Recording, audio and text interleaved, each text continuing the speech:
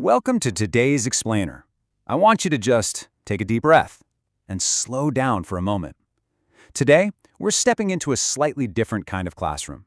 We're looking at some timeless, ancient principles designed by powerful philosophers to help us conquer our incredibly distracted modern world. Think of this as a guided lesson for your mind. We're going to take these insights on self-discipline and apply them directly to the chaotic, notification-filled days we all have to navigate. Okay, let's dive right in. Why do we sabotage our own future? I really want you to let that question ring in your ears for a second. Consider it our classroom bell, just gently pulling your focus away from all the noise of your daily life. The source material we are analyzing today basically forces us to confront this exact, uncomfortable question. We know what we need to do to succeed, right? Yet we constantly stand in our own way. So why? Well, the ancient philosophers had an answer for that, and it all comes down to a few core disciplines. Here's our syllabus for today's masterclass. We'll be covering 4 practical lessons. 1. The battle against yourself. 2. Slavery versus true purpose. 3. Be hard on yourself. And 4. Challenge first, comfort later. All right, let's open our metaphorical textbooks to Lesson 1, the battle against yourself. Our source makes a profoundly clarifying point right out of the gate here. Your greatest conflict as a human being, it's actually not with the outside world. It's not with your boss or the economy or the internet. Your primary fight is against yourself. You see, self-sabotage is the act of choosing immediate pleasurable feelings over your future goals. I want you to think of your mind like a giant game of tug-of-war. On one side, you have the heavy, solid weight of your future, what you truly want to achieve. But on the other side, you have the sudden, really sharp pull of immediate feelings and pleasurable activities. And when we give in to those fleeting feelings, we aren't just taking a break. We are actively sabotaging the future version of ourselves. The philosophers understood that mastering this internal tug-of-war is literally the foundation of all discipline. And that brings us to Lesson 2, slavery versus true purpose.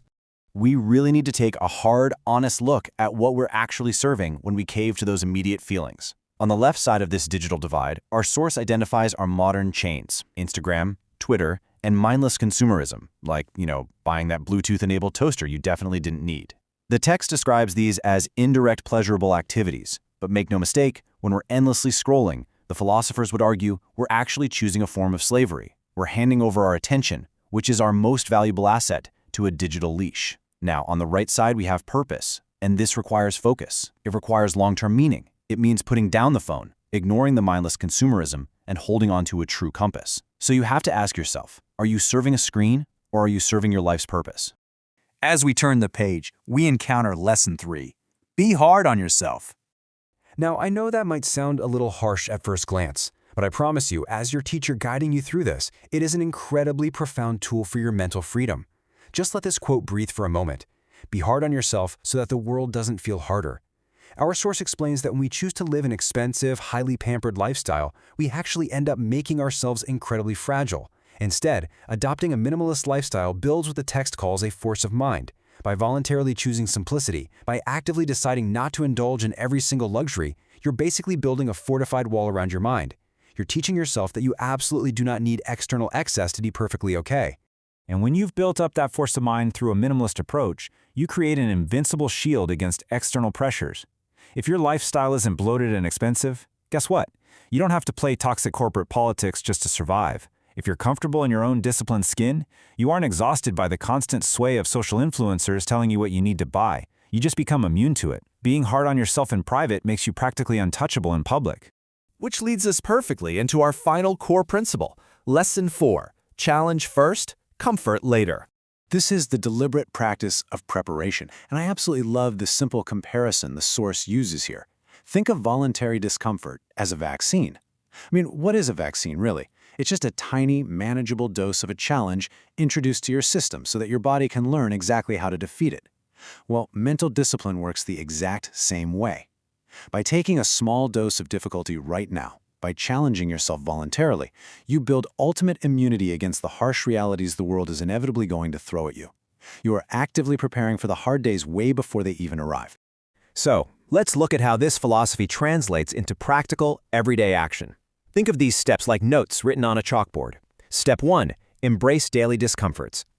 The source uses a remarkably grounded example for this, just choosing to eat simple food instead of a lavish meal. Seems incredibly small, right? But watch what happens. Step 2. By doing this, you experience a fresh sense of feeling. You essentially reset your baseline. You prove to your brain that you can survive and even thrive without absolute comfort.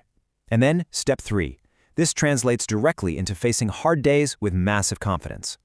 The source points out that this newfound confidence naturally scales up to major life decisions. Because, think about it, if you have the discipline to conquer your daily habits, you suddenly have the psychological fortitude to handle high-stakes situations, like navigating huge career moves or managing critical financial investments. It all starts with the simple food on your plate. Well, we've reached the end of our syllabus today, which means it is time for your daily Stoic homework. You now have the mental frameworks. We've talked about fighting yourself, escaping the digital leash, building your mental armor, and using voluntary discomfort like a vaccine. So, it's time to step back out into the world. I'm going to leave you with this final, provocative thought to ponder.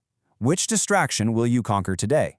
Is it going to be the mindless scrolling, the unnecessary purchase, or the desire to choose comfort over your long-term goals? The classroom bell has rung, our lesson is over, but your real work is just beginning. Make your choice.